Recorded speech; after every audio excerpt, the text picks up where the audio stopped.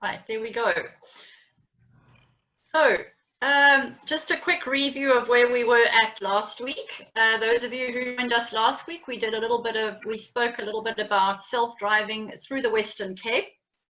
We discussed flying into Cape Town and then spending some time in Cape Town, driving through the Winelands region, down to the town of Hermanus for some whale viewing, through to Swellendam, to the Breda River Winelands region and the nature reserves, and then across to the Sunborna Wildlife Reserve.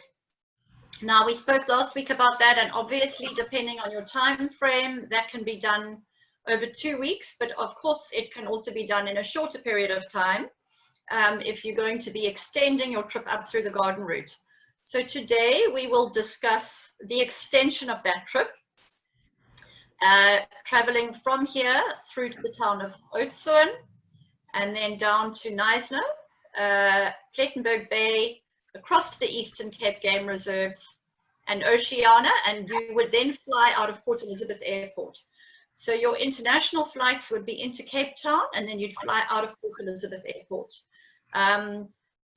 This whole region is a very successful self-drive route. Because of the fact that it's very safe to travel along these. The road networks are great. It's really a very easy self-drive route, and as we discussed last week, there's just so much incredible diversity on this route that you can really, no matter what your interest, you're going to find something for everybody. So I'm going to start off today talking about where we left off. So just to show you here, and we're going to travel along this road here to the town of Oudtshoorn, and that is called Route 62. Route 62 is known as the longest wine route in the world, in fact, and that route goes through what we call the Little Karoo. It starts, doesn't start there, it starts already in the Breda River Valley earlier. It then travels through Route 62 through the Little Karoo area. So this Little Karoo area is an incredible valley which is surrounded on both sides by mountain ranges, the Outeniqua Mountains and the Swartberg Mountains. And the road passes just through the most incredible landscape with mountains on either side and valleys and rolling hills the whole way.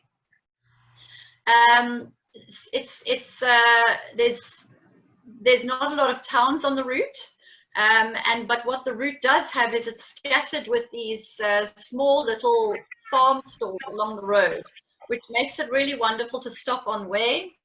This is a little place called Diesel and Cream in Barrydale, and all of them offer, whether you're stopping in for a quick coffee, a little wine tasting, whether you want to stop for lunch en route, they're quirky, they're fun, and they offer something slightly different from your sort of normal type of restaurant.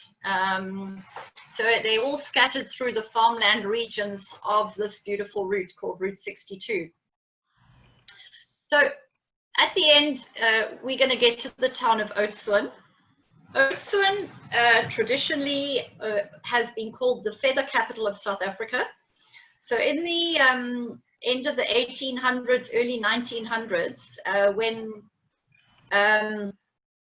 the feather trade feathers were a highly fashionable item in the clothing fashion industry, and this area was very well known for its ostrich farms, and a lot of the ostrich farmers capitalized on that and went into big business trading feathers and exporting them over to internationally. So you have many ostrich farms in this area, and they built the most incredible, what they call the feather palaces, large homesteads on these farms, which you can still see today on many of the farms. So just looking here, you can see there's a large selection of different types of accommodation in Oudtshoorn, ranging from small guest houses to game farms, and then very sort of homely guest houses on the ostrich farms. So you can see here, this is La Plume, this is Mooiplaas and De Zeekoe and the Old Mill. All of these are, in fact, ostrich farms, and they all offer accommodation on the ostrich farm. I like to offer this to clients because I think it's authentic.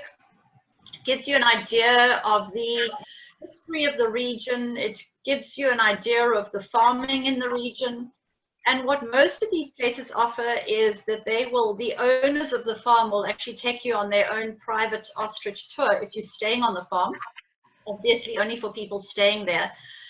There are also commercial farms, but I really quite like being taken by the owners around their own farm. They share the history of the farm, they share some of their personal family history. Many of these farms are generations old, and it certainly adds so much more interest to me than, you know, than being taken by the farmer with his and hearing all about his history, as opposed to the commercial farms. So this just gives you an indication here of the landscapes in the area, and from the ostrich farms, the gorgeous views out over the valleys that you get.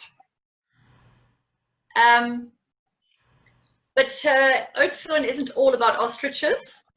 And I think, as we mentioned last week, I also really like this whole garden route region for families. There is an incredible amount of things for younger children to do, and it's a really great family destination in South Africa. So apart from the ostrich farms, which we've already mentioned, and there are commercial ostrich farms where you can go and well, in fact, all the ostrich farms, you can go and see the eggs, you can go and see the hatchlings, you learn all about the ostriches, you can go to the restaurants and taste the ostrich meat, and they teach you all about the history of the ostriches. Then apart from that, we have the Cango Caves. The Cango Caves is situated just outside the town of Oudtshoorn. It is a big underground cave system, which actually stretches about 4 kilometers underground, although only the first kilometer is accessible to the public.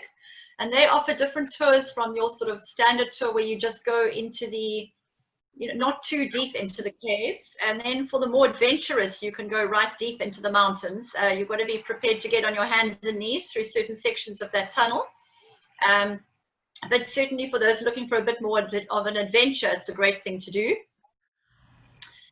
Then we have the Cango Wildlife Farm. The Cango Wildlife Farm, in fact, is a rehabilitation center for many animals. They have a large cheetah rehabilitation center where you can find out all about the cheetahs, and it's really for cheetahs that have either been bred into captivity or have been rescued. They also have a crocodile farm there. Then just near the Cango Caves, you've got the zip lining for those who are interested in doing that. You've got the meerkats. This is one of the activities you can do in the area. You go out early in the mornings, and it's absolutely amazing. You just sit out there and watch the meerkats as they come out of their burrows, and you just watch them interacting as a family. Really amazing thing to do. Here in the center, one of the things, again, it's beautiful in this part of the world, is the stargazing. As I said to you, this valley doesn't have you know, many large towns in it, and as a result, there's very little light affected or influenced. So the stargazing really is incredible in this area, anywhere in the central sections of South Africa or in the bush. The opportunity to see the Southern Hemisphere stars is just really incredible. So, right, so moving on, then I just wanted to speak to you. Yeah, before you move on, Nikki, I would just like to give my personal recommendation for this town, okay, that pardon me, because you know, although I've been there many times, you know, but being a Singaporean, it's hard to pronounce South African names. Oudtshoorn, yeah. So Oudtshoorn, yeah, you see, everyone, you can see how difficult it is, right? But this town, I think that one of the amazing things that I would like to mention again is that meerkat experience that Nikki has introduced earlier on. Bob has actually been there too, yeah, and Bob couldn't actually forget the cold, you know, because it was actually chilling, very, very freezing weather over at the time where we were there. And people get the misconception that Africa is a very hot place, very, very warm. But actually in the Karoo or the Little Karoo area, this place in the early morning, it can get on really, really cold to something like -1 when you are out there waiting for the meerkats to wake up to in winter. Okay, so yeah, in winter it's -1 and we were out there sitting on the chair and waiting for the sun to rise for the meerkats to come out. And these guys are really, really smart, because what they do is that they wait for the sun to come out first. The light gets into the tunnel where they are sleeping and they realize the sun is out before they come out, and all of them will actually face the sun, okay, so that they can warm up their belly, which is very, very interesting. Yeah, so it's an excellent experience. Oh yes, yeah. So even Uncle Kumar has been there. He said the meerkat is an excellent experience. Must do. Thank you. Thanks for the recommendation. Okay. All right. So you can see that the active participation. Yeah. So it's really wonderful because you get to sit really close. And I think this is one of the main reasons why you must visit this town. So for those of you who's looking into a self-drive holiday, or even going with a small group with a dedicated driver, this is the place that you must put into your itinerary. Okay. Indeed. Yeah. Indeed. Thank you, Nikki. Yes. All right. Okay. So also, in fact, basically from Oudtshoorn, one of the things I wanted to mention is the Swartberg Pass. The Swartberg Pass is a 25-kilometer route which goes over the Swartberg mountain range down into Prince Albert. And it's a gravel road route, but absolutely the scenery is completely spectacular, and honestly is something that is highly recommended for people who've got that little bit of extra time. You do need to have an extra day, I would say, to do this, but the landscape is really extraordinary. You can just see from these pictures, they were all taken on the Swartberg Pass, the huge spaces around, these beautiful rock formations, the lovely Fynbos, the waterfalls that's in the Meringspoort. It really is a beautiful thing to do, to experience the huge open spaces of the interior of South Africa.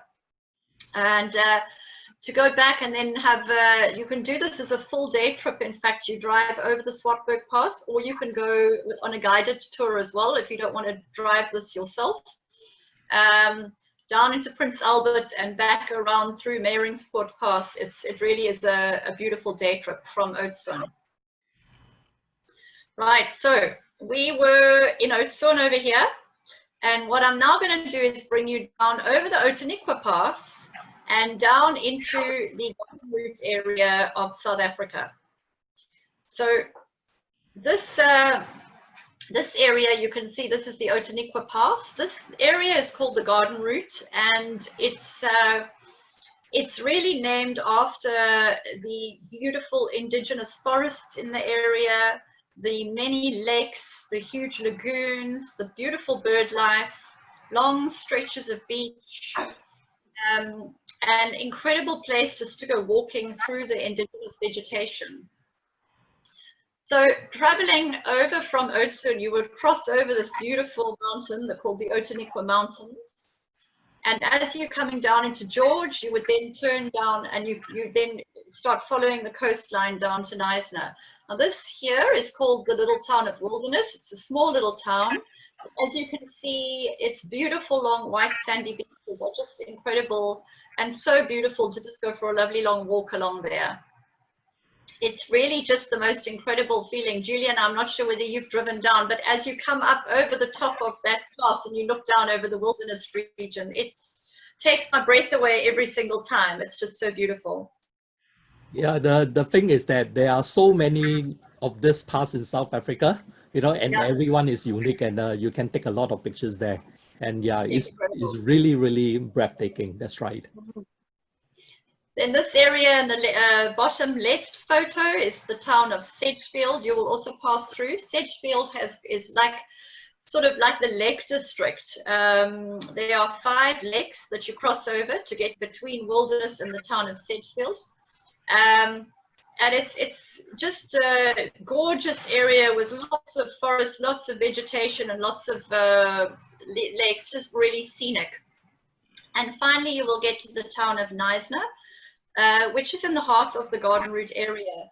So Knysna is situated on a large lagoon, which enters the sea through these two rocky outcrops over here.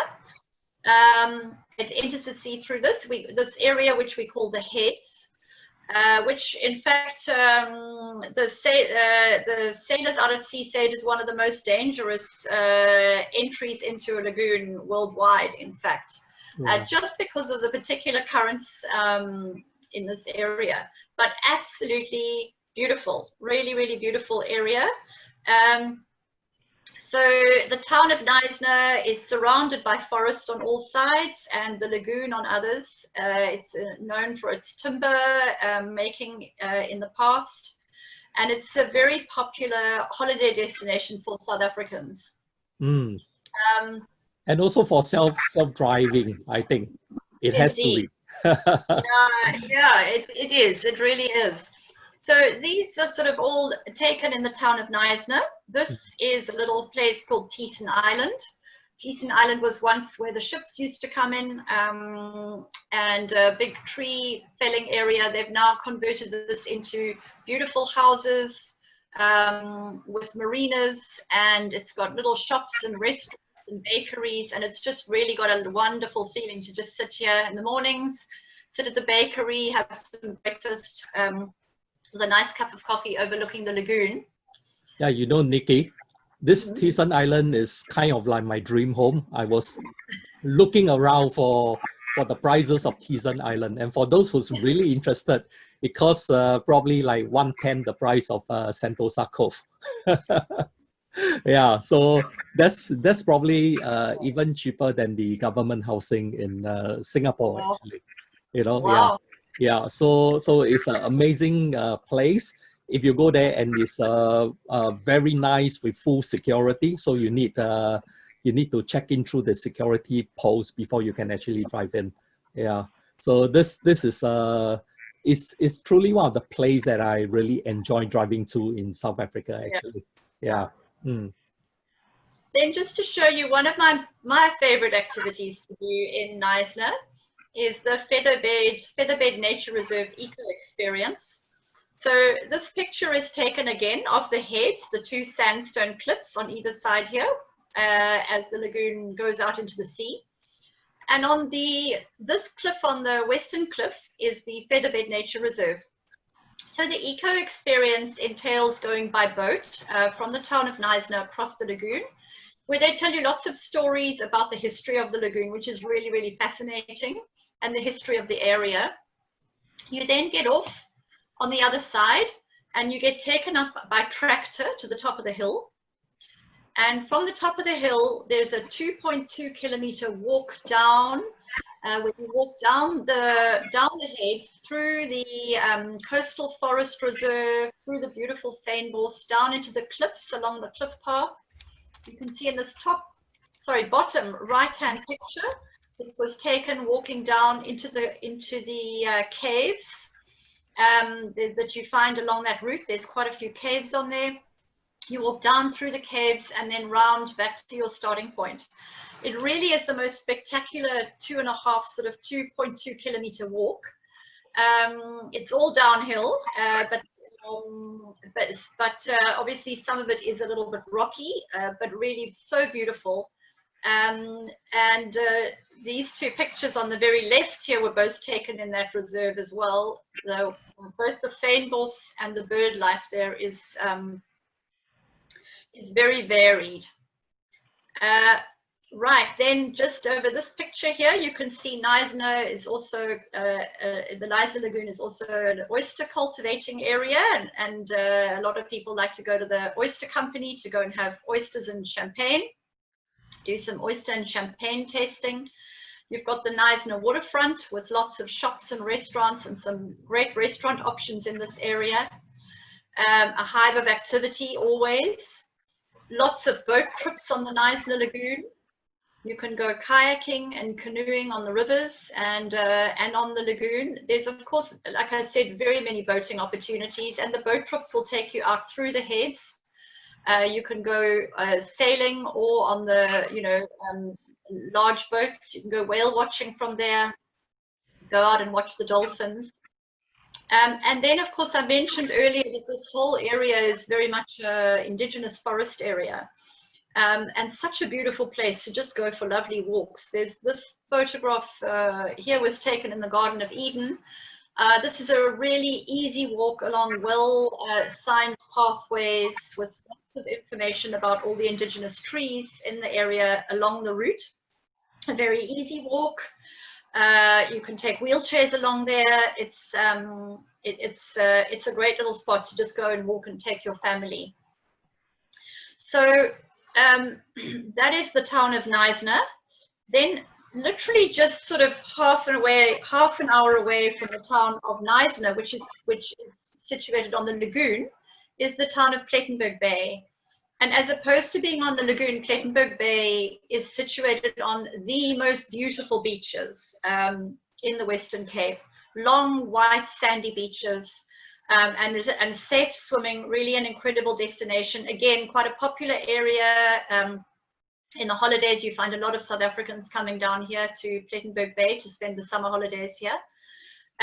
These pictures that you see of the dolphins swimming in the waves, that is a daily occurrence. Honestly, you know, you will see this constantly, just standing on the beach or going out in the boats. They do lots of boat trips here, taking you out into the bay, or standing at, you know, on the balconies of one of the guest houses. You can often see the dolphins swimming in the surf.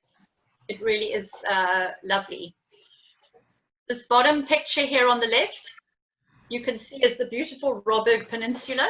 This is a little peninsula that juts out in Plettenberg Bay.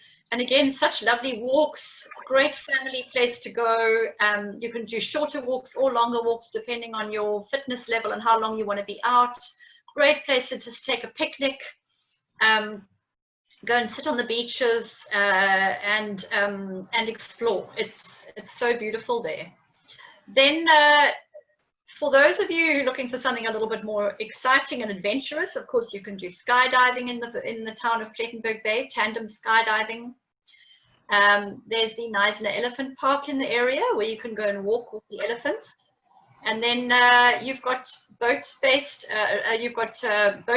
whale watching and dolphin trips, which run throughout the year. As we mentioned, I think 2 or 3 sessions ago, we spoke about the whales in Hermanus. Whale time is from the beginning, or from about June, July until the end of November. The whales come into the bay around the southern coast of South Africa, and it's really a great time to see the whales close by, from close by on the boats. Again, great arts and craft shops, and for those just wanting to relax, there's a couple of wine farms in this region as well now.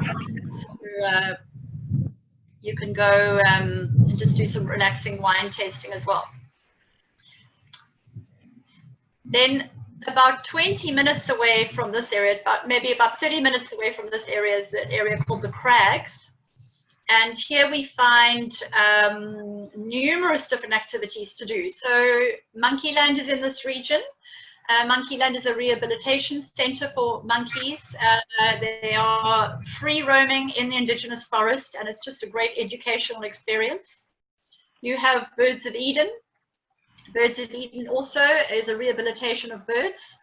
It's a massive, huge dome of indigenous forest where one can walk freely through, and the birds are also free flying in this area. And then you've got Radical Raptors.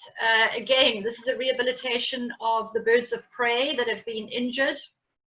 They try at all times to let them back out into the wild, if at all possible, but a great experience just to learn about the beautiful birds of prey in South Africa. Then you have the Storms River mouth, which is a beautiful area, lovely walking bridge over here, and great to go walking through this area. I see on the video that you showed earlier, Julian, you saw those people who were watching it, the bungee jumping. In this area, you've got the Blowkrans Bridge. It's the highest bungee commercial bungee jump in the world, 218 meters. For those of you who want to throw yourself off a bridge and go bungee jumping.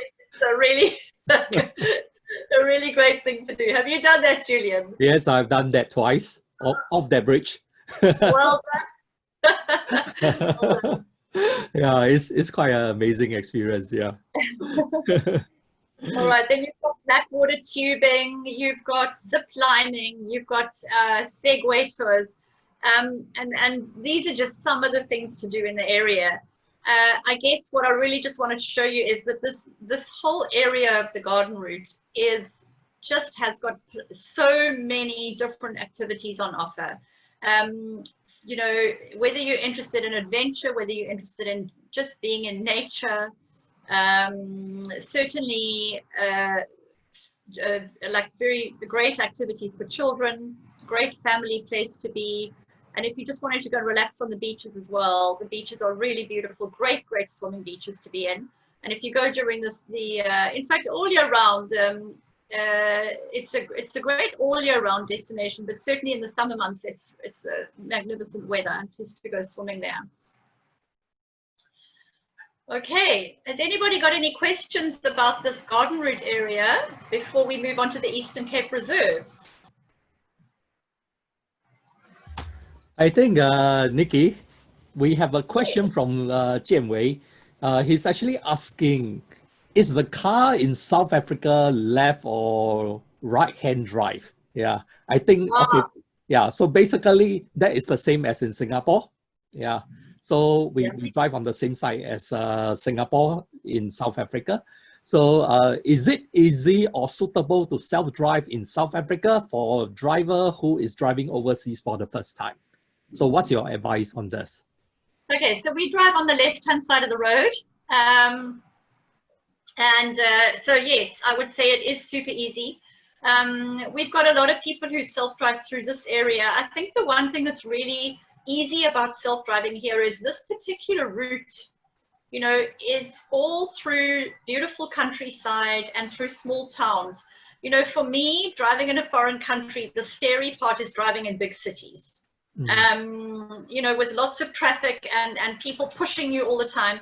I think driving through the countryside, you know, on the wrong side of the road, on a different side of the road to what you're normally used to, there's no pressure here. You know, you can go at your own speed. There's not a lot of traffic on the roads, and you've just got time to adjust. You know, it always takes a day to adjust, I would say, if you're driving on a different side of the road from what you're used to at home. But, you know, it's easy to adjust when you're not dealing with traffic. Yeah. So once you get out on the, for example, like the Route 62, it's actually quite a very easy drive because South Africa got very good road infrastructure. Yeah. So the roads are very good. But there are some instances, maybe if you are going into some private reserves or things like that, and you get onto the unpaved road, that means not the tarmac road. Then that one you will have to be a little bit careful if you are driving. Okay, so generally on that kind of situation, I would recommend maybe from a Singaporean perspective, you know, I would recommend that you drive about 50 to 60. Yeah, although I never kept to that speed because I'm familiar with the road condition. Yeah, but I would recommend 50 to 60. And then if you are in a private reserve like Kruger National Park and you're driving there, you have to keep to 40, right? Yeah, 40 kilometers per hour. Yeah. So other than that, it's actually quite easy to drive, and it's driving on the same side as Singapore. So, and just after one day, you will be very accustomed to the style of driving, and because it's very similar to Singapore. And the very good news is that the car rental in South Africa is actually one of the most affordable in the world. Okay, and I'm talking about the world. So it's one of the most affordable in the world. And it's definitely a very good way to explore South Africa. Sure, and I think just another thing you mentioned, Julian, and you know, we're always very careful when you know, if you are going to be taking a car. Most of this area, particularly here, is tarred road and really good, easy road to get to.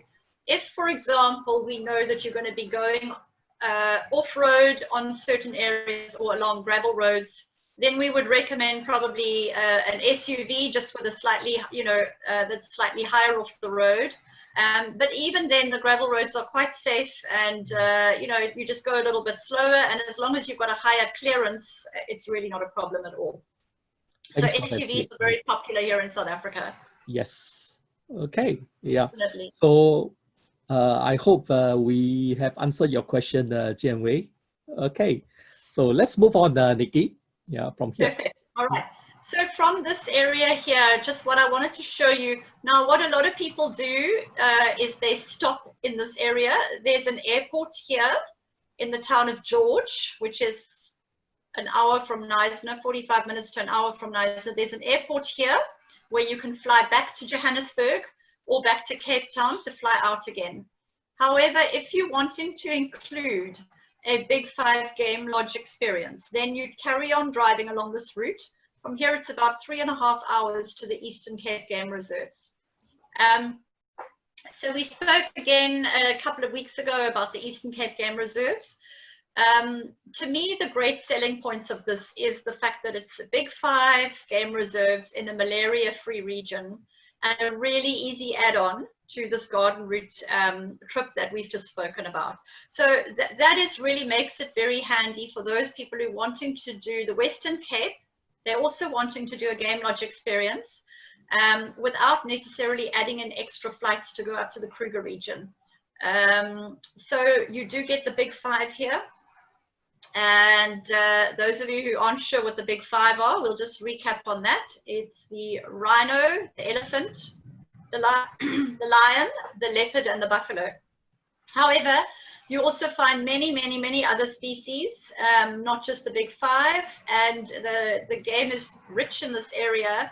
Like also fantastic bird life, and it's a really great way to end off your garden route itinerary. And again, being easily accessible to the airports. So accommodation options in this area vary from, as we discussed also previously, there's a whole variety of accommodation from 3-star, from tented camps up to your super 5-star luxury camps with private plunge pools and spas and gyms and fine dining experience. Those of you who are wanting a more rustic, authentic sort of bush experience, tented experience, that's on offer as well. And also, obviously, being the extension to the garden route, children are always taken into account here. And there's some also really great child-friendly lodges. And obviously, being malaria-free, it's also a great area for children as well. So that is this picture taken up the top here, especially put in for you, Julian, because you were talking about it the other day. These are what we were talking about, the white lions of the Timbavati. That's right. But in fact, on a reserve called Pumba, Pumba Game Reserve, they've also got white lions. And you can see them there as well, which is absolutely beautiful. Excuse me.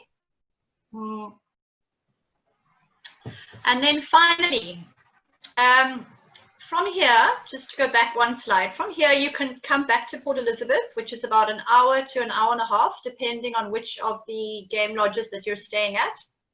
About an hour and a half back to Port Elizabeth Airport. Port Elizabeth Airport, from there you fly straight back to either Cape Town or Johannesburg to fly out of the country. I thought I'd end off today just with taking you from the Eastern Cape Game Lodges to one of the most beautiful, one of my favorite places called is Oceana Wildlife Reserve.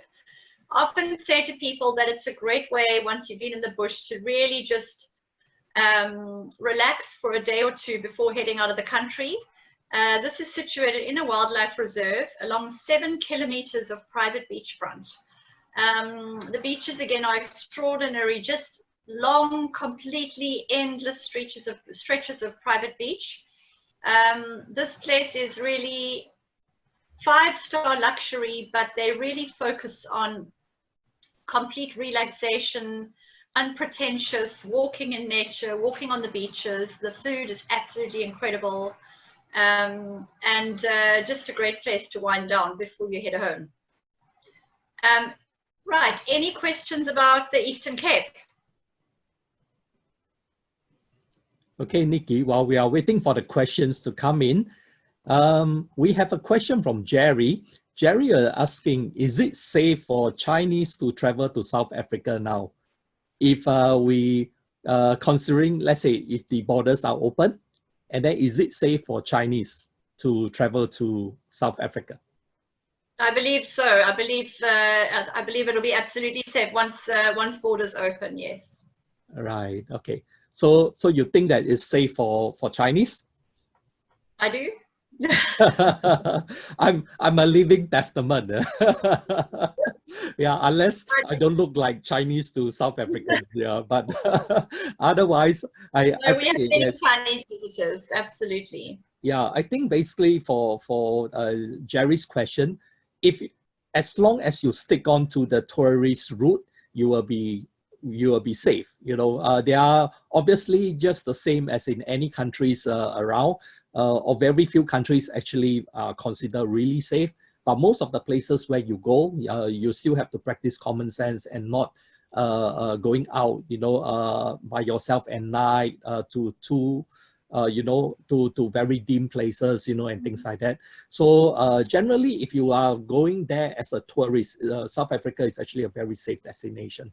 Yeah, I think the problem was that due to bad press, you know, yeah, because a long time ago, there were a lot of negative things talking about South Africa, and this thing has actually propagated for probably 20 years or 30 years, and that was people's impression of South Africa. Yeah. For sure. I think, Julian, also, you know, we would never ever, I mean, I've been in this industry for many, many, many years, and I've never ever had any incident with any clients. Right. You know, obviously, I think within any country, you know, the areas that are safe, and one knows the areas that one should avoid. And you know, we would never ever send any clients into an area that we thought was unsafe to travel through. We also always use great accommodation establishments where, you know, we're in touch with our clients all the way through their trip, advising them on routes to follow.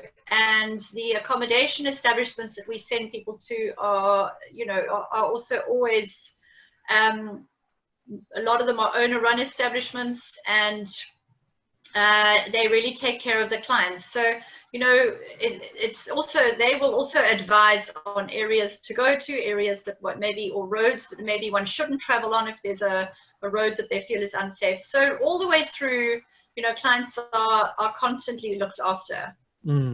Yes, yeah. I would also like to point out that I think after COVID-19, or rather, you know, after this whole episode is over, everyone globally actually realize that tourism is the most important driving factor for an economy, you know.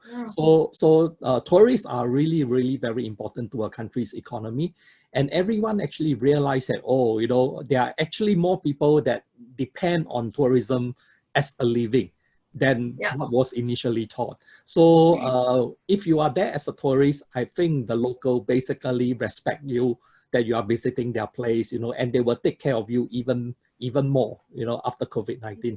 Yeah, so just wait for the dust to settle a while, and I'm sure it'll be a wonderful place to travel after that. Yeah.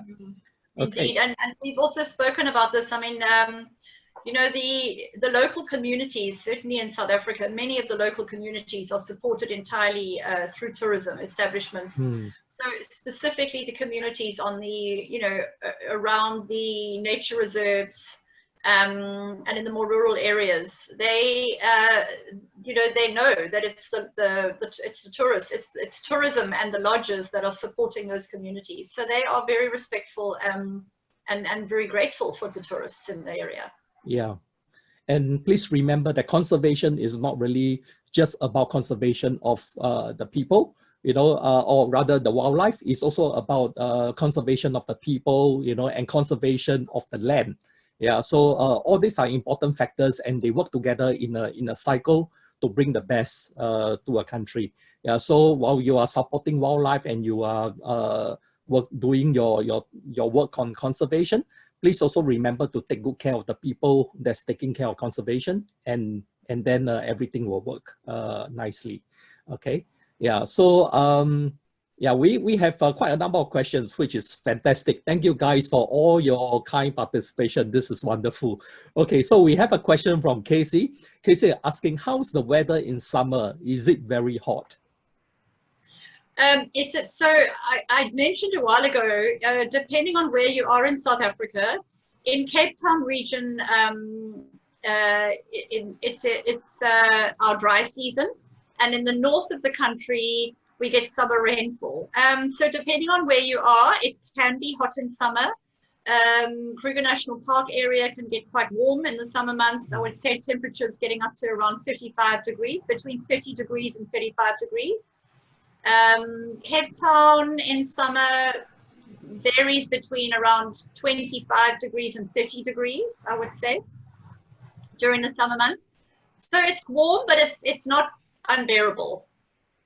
It's not, you know, I think it's very manageable heat. I think as long as you are under the shade, you'll be all right. Yeah, you don't feel humid, you know, in that sense. Yeah. And obviously there are certain areas in the country in summer that do get very hot. So for example, we were speaking about Oudtshoorn earlier, which is in the semi-Karoo area. There you can have temperatures getting up to 38, 40 degrees in summer, but it's certainly not, you know, on a daily basis like that. Yeah. So just to explain, the Karoo, K-A-R-O-O, Karoo is actually like a desert area. Yeah. So it's like semi-desert, which is why you know, you get the diverse weather conditions. So in the morning it's actually very cold, and towards the mid of the day it gets very, very warm. Yeah. So that's for your experience or your knowledge to know that. Okay. Yeah. So thank you, Nikki, for that answer. And we move on to Joanna. Joanna was actually asking, when is the best time to visit to get the best experience with wildlife? To get the best experience for wildlife, again, depending on which reserve you're going to. So if you're going to the reserves in the north of the country, I would say that the winter month is great for wildlife viewing. So that's the months of July, August, September. Although I would, yeah, those are the more, you know, the most popular months. It is cold in the mornings out on the game viewing vehicle, but because of the fact that it's the dry season, we don't have rains, which means that, and because it's colder, the game is more active. They're walking further to look for water, and so it's a great game viewing time. However, you know, any other time of the year, you can really go game viewing at any time of the year.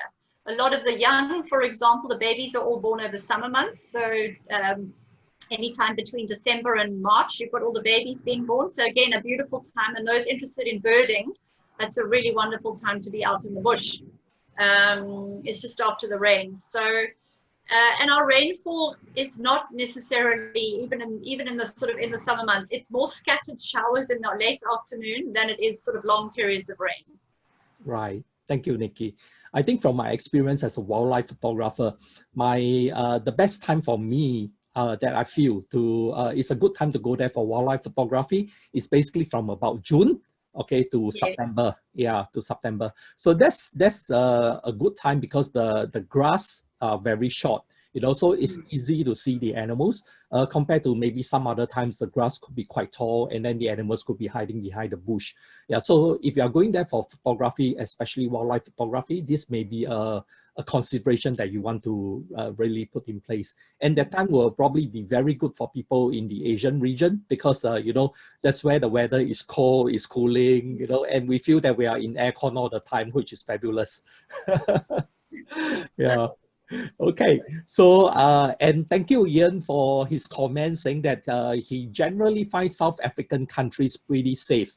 Okay, generally very well policed. So Ian is also a seasoned traveler. He has actually traveled to Africa quite a number of times. Yeah, so thank you for that comment. And Ingwa was actually asking, how much are the accommodation for 3 to 5 star standards per night?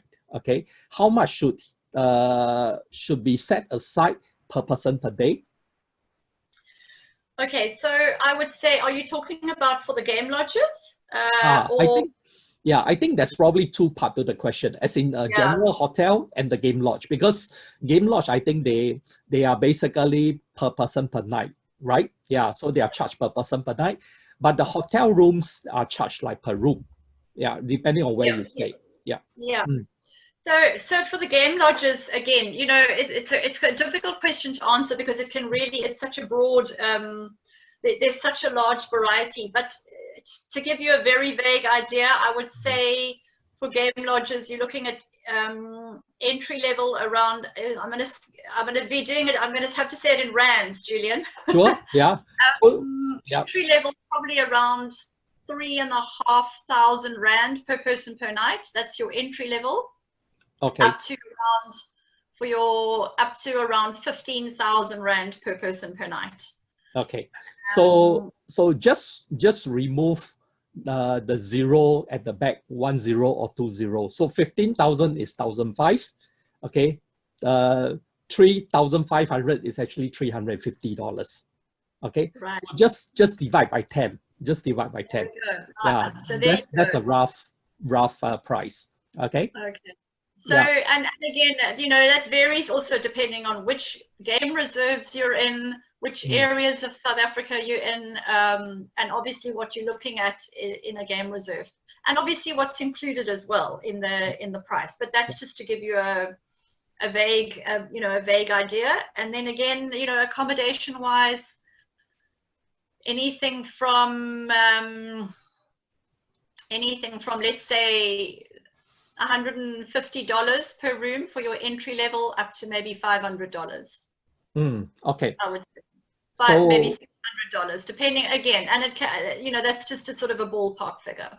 Right. Okay.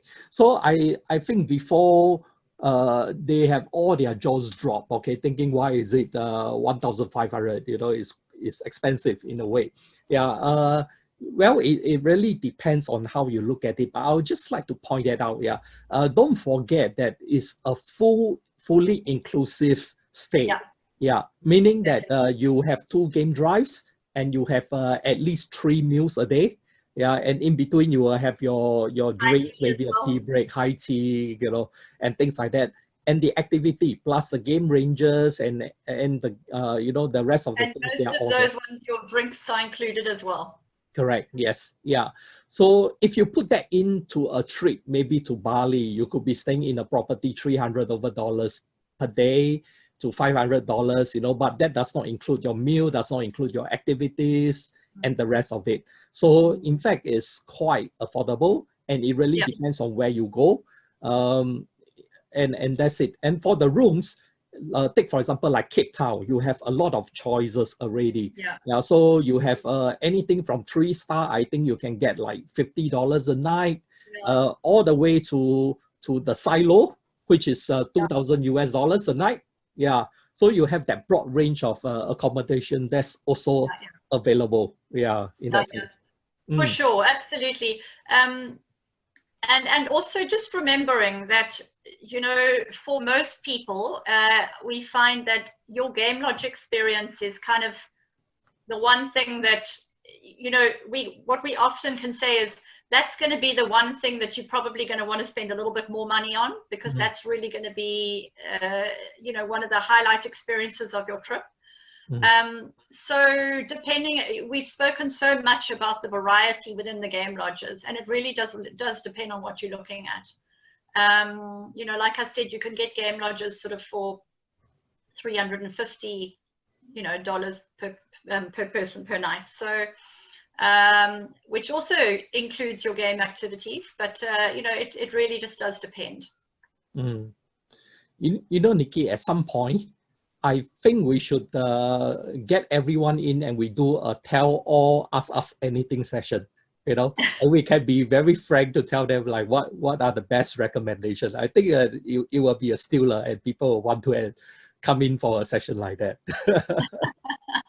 We'll talk about it and we'll see, yeah, and we'll do something like that. Okay, so I hope that answered your question, Igua. If you have more questions, please feel free to contact us anytime, yeah, and we will be happy to answer that in detail for you too.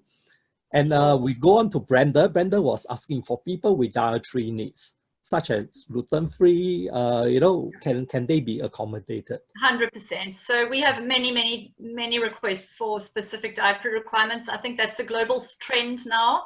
I think anyone in tourism can't, you know, you do need to be able to cater to all different dietary requirements. The lodges are incredible. I mean, I have sent through such varied lists of dietary requirements, and as long as they know in advance, they're completely happy to cater for it. Mm-hmm. Thank you. Yeah, I hope that answered your question, Brenda. Okay, and we move on to Tandy. Tandy was saying that how early we should plan the trip in advance, you know, to book the accommodation, car rental, etc., etc. Yeah, I think that's also a very valid question. Yeah, obviously one of the, it depends on when you're looking to travel. So if you're traveling in peak season, if you're trying to travel over December, January, over Christmas season, it's advisable to book it, I would say, 3 to 4 months in advance. Mm-hmm. July, August is peak season in Kruger National Park area, Sabi Sands and the private game reserves. Again, if you're very particular about which lodges you're looking for, I would again suggest, you know, 6 months, 3 to 6 months in advance. If you're traveling off peak though, you know, it's, you know, we are very happy to help out with any sort of time frame. Again, it depends on, you know, if you're looking for something very specific, then obviously I would definitely say you need to book in advance. Next week we'll chat about, I think, about Botswana. Botswana, for example, the camps are small. I would say definitely 6 months out. Mm. Thank you, Nikki, for that insight. I think that the thing is this is South Africa generally has a lot of accommodation available, and just for your info, we actually have instances where clients book a few days just before their trip, you know, and we are still able to find accommodations for them, which is not impossible because of the range of accommodation that's available. In other places like what Nikki has mentioned in Botswana or in Namibia, it will be a lot more challenging to find accommodation. Yeah, so it's good to always book earlier if you can. Car rental and things like that, not a problem at all, because there's always a lot of cars and you can easily pick up at the airport. So if you book that in advance, like a month before you arrive, for example, and you book for a particular car, if they don't have that car, they will actually have it driven to the airport to wait for you. Yeah, so that's not a problem at all. Okay, so yeah, you're 100% right, and we do have. I mean, even in December before, I've had people book, you know, a week or two in advance. Yes. And it's always a bit of, it's like always, oh gosh, but somehow we will always find space for people. Yeah, the trick actually is to look at the European and the American holidays. You know, the holiday, the calendar holiday, or holiday calendar. Yeah. So look at the European and the American holiday calendar, and you will know when it's like the peak season. Okay. Yeah. So moving on to Jerry. Jerry is actually asking, are there South African safari child friendly? Yes. So absolutely. I mean, we spoke about this also before, but you know, many of the lodges are child friendly, and in fact, depending on the ages of the children, you know, some of the lodges, I always say there are some lodges that accept children, but we want to go with the lodges that are really actively child friendly. So those lodges that are actively child friendly will have what they call kiddies ranger programs. They will have kiddie centers. So it's the most amazing experience to take children out into the bush. It's such an adventure for them. It really is. You know, they will arrive and they get given a little kiddie's backpack, and in that is a whole ranger pack with, you know, sort of depending on the age of the children, sort of ranger activity books in there. The rangers take the kids out every day. They teach them about the spoor. They teach them to track. They teach them, you know, to identify different dung species, you know, and then they take them, you know, they'll take them into the kitchen, and they'll be cooking pizzas with them. and teach them to bead, and it's incredible, arts and crafts. And but it's the look on these kids' faces when they go out into the bushveld. I really do think, apart from just being so educational, it's so freeing for them. And the rangers are so they're so well equipped to deal with young children. They make it so incredibly exciting for them. They love being out on the vehicles. They love being out in the open and spotting different animals and just learning. So yeah, I definitely think it's a fantastic family holiday. Right. Okay. So I hope that answered your question, Jerry. Yeah. So definitely you can bring your family to South Africa for safari holiday. Okay, moving on to Mel. Mel was just asking how many days would be recommended to travel through the garden route. I think that's a fabulous question. So many things to do, so little time.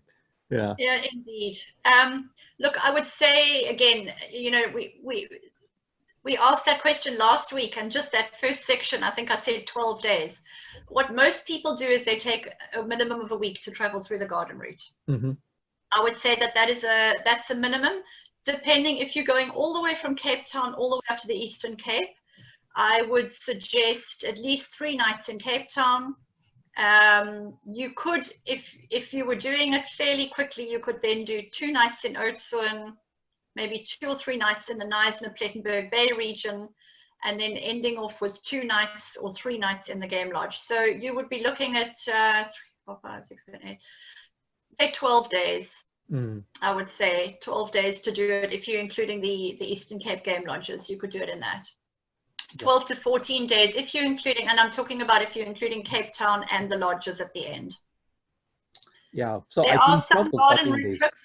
Yeah, there are some garden route trips that do it in 3 nights or 4 nights. But for me, it depends on what you depends on if you're really wanting to enjoy all that the garden route has to offer, or whether you're just wanting to pass through. That's right. Okay, so I hope that answered your question, Mel. Yeah, and then finally we have one final question, and we are about time's up. Yeah, so Jianwei has this question: is it recommended to get a local SIM card or a Wi-Fi egg from Changi when traveling in South Africa? And is navigating around with Google Map accurate there? So Nikki, let me answer this question from the Singaporean point. Okay, I think the thing is that the Wi-Fi connectivity or the SIM card connectivity in South Africa is notoriously one of the most expensive in the world. I don't know why. Okay, yeah, but other things are really, really affordable except for data in South Africa. Yeah, that's quite expensive. You can actually get it in South Africa, okay, as you reach South Africa, okay, at the airport you can get it. I think together with the SIM card, okay, you are paying something like $50 for 3 gig of data, okay, for $50 with the SIM card, which is actually very, very expensive. Okay, yeah. So if you get a Wi-Fi egg, it's going to cost about I don't know what's the latest price, maybe about $10 to $15 average a day, which is also not really economical, although you get unlimited data. The way how I actually handle it is I go to this local e-commerce site. Okay, this is a golden tip. So if you are going, please remember this. Okay, I'm going to let you in on a little secret. Yeah, so I go to this site called Qoo10. I think everyone knows this shopping site. Go and search for South Africa SIM card.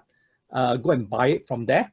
Okay, and then it's going to be more economical. Okay, yeah, so I think it's something like 15 gig for $40 or something like that. I can't remember the price, but it's definitely the best option that I've tried, and the connectivity and everything is okay. Yeah, so that's what I'm actually using now when I get into South Africa. So I hope that answers your question. And the second part of the question, navigating through Google Maps is no problem at all. Yeah, so as long as you stick onto the garden route and you're driving around, you don't really have any problem at all, going through with Google Maps. Okay, or you can actually download this one that South African use a lot. It's called Waze, W-A-Z-E, right? Yeah, so that's the other one. Okay. Yeah. Yeah. And I think, as we mentioned, most areas are absolutely fine on Google Maps. The only areas where it can be tricky is if you're going into the game reserves. Most of the time, if you go into the game reserves, we will either give you printed instructions from the game lodge. If it's a concern, we'll always let you know in advance, and you'll get a printed instruction. Or alternatively, the lodges will collect you. Yeah. From the gate. So, and that's the only time where Google Maps is not going to, you know, be particularly accurate, is in the middle of the reserves. Yeah. Or you are prepared, you can actually download a copy of the maps first onto your device. Yeah. So like an offline map, and you'll be okay. All right. Yeah. Okay. So I don't think there are any more questions, that we have actually run out of time a little bit. And we are really thankful for all the questions. You know, today is really a very interactive session. There's so many questions coming in, and we can actually see the interest in South Africa. Okay. Yeah, but unfortunately next week, you know, right, we are moving away from South Africa now, and we are moving to other parts of Africa. So stay tuned to that. We are going on to new places, Botswana and Victoria Falls, and gradually to Namibia and the rest. Okay, yes. So please join us. Yeah. Okay. And Nikki, you want to say something? We're just going to talk about combining countries and how it is to combine the country of South Africa with other countries. Yeah, so we'll combine that in one itinerary. That's what we are going to talk about next week. Okay, so thank you everyone for joining us once again, and we look forward to see you next week. Okay, same day, same time, and same channel. Okay, yeah, so look out for the invites and join the registration link. Thank you. Yeah, thanks for coming, and have a good week ahead, everyone. Bye-bye. Bye, everybody. Right.